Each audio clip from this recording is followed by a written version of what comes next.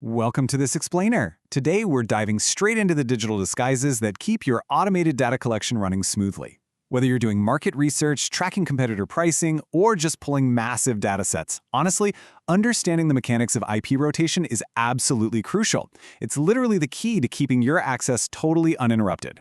So picture this. You're right in the middle of gathering some vital pricing data, everything's going great, and then suddenly, the digital bouncer kicks you out and just completely locks the door. Now you're staring at a screen, desperately trying to identify crosswalks or traffic lights for the fifth time in a row. Or even worse, your connection is just totally severed. It's incredibly frustrating, right? Especially when you're trying to scale up your operations. But why exactly does this keep happening? Well, here's our roadmap for today to help you bypass those roadblocks.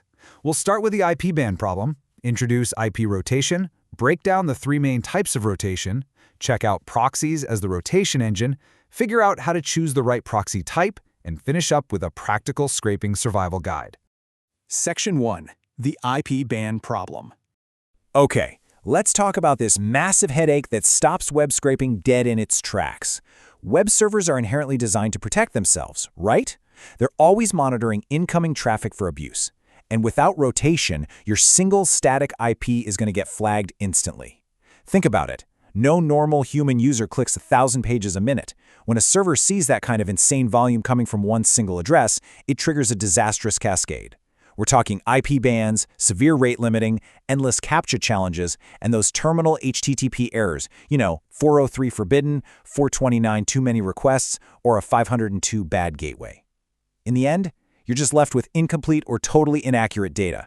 Section 2. Introducing IP rotation. So, the million-dollar question, how do we actually outsmart the server and keep our traffic flowing naturally? It all comes down to IP rotation. Think of your IP like a digital ID badge. IP rotation is simply the process of constantly swapping out that badge, assigning a completely different IP address to your outgoing requests. You're continuously changing your identity. Instead of one user knocking on the door 10,000 times, it looks like 10,000 different users knocking once.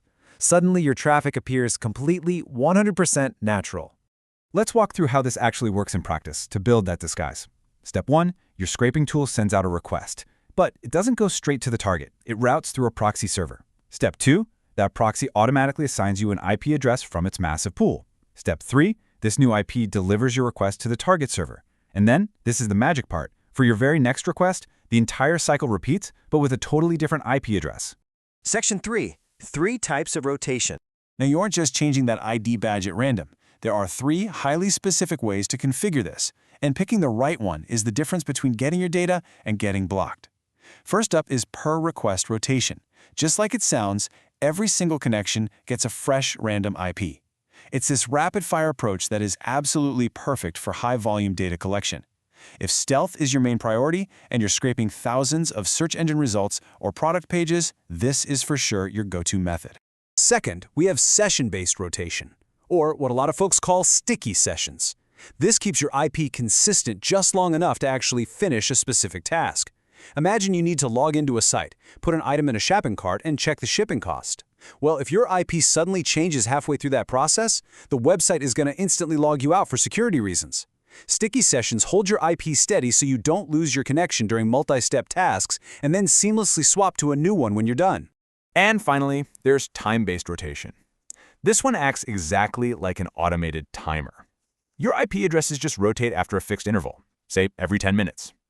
It gives you a really steady, predictable schedule. This is ideal if you have a continuous but heavily controlled workload, where you want to balance changing identities with keeping a stable connection for a set amount of time. Section 4. Proxies, the rotation engine. So, you know the types now, but what's actually doing all the heavy lifting behind the scenes? Obviously, you aren't manually changing your computer's network settings thousands of times a minute. This entire process is powered by proxy networks. Think of these as the ultimate engine room. You just connect to a service like ProxyRack via a simple API endpoint, and they handle everything else. We're talking about massive infrastructure with pools of thousands, even millions of IPs. You can even use geo-targeting to grab IPs from over 140 different countries, or get super granular and target specific cities or even internet service providers. I love this review because it so perfectly captures the real-world relief of using an automated rotation engine. The whole goal here is to set it and forget it.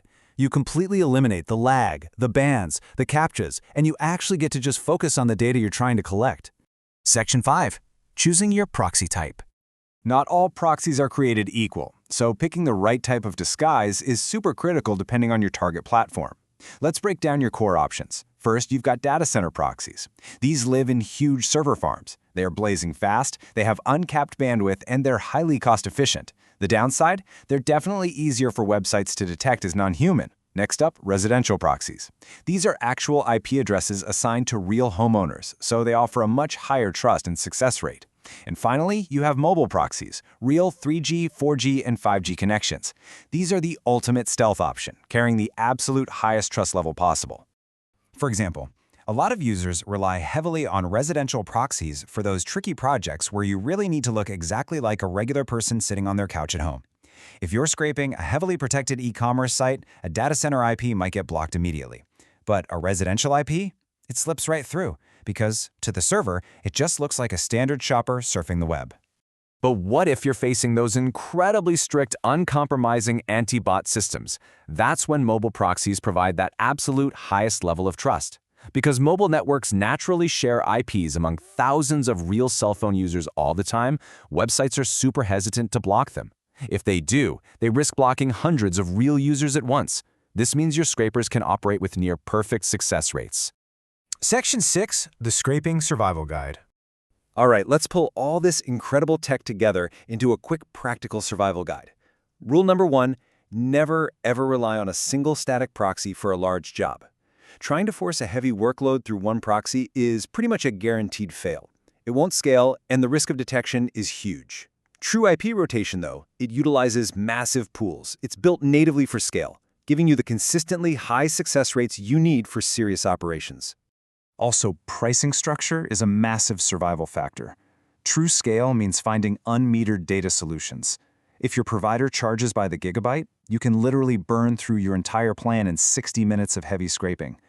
Look for unmetered residential ports or providers that charge by concurrent threads instead of bandwidth.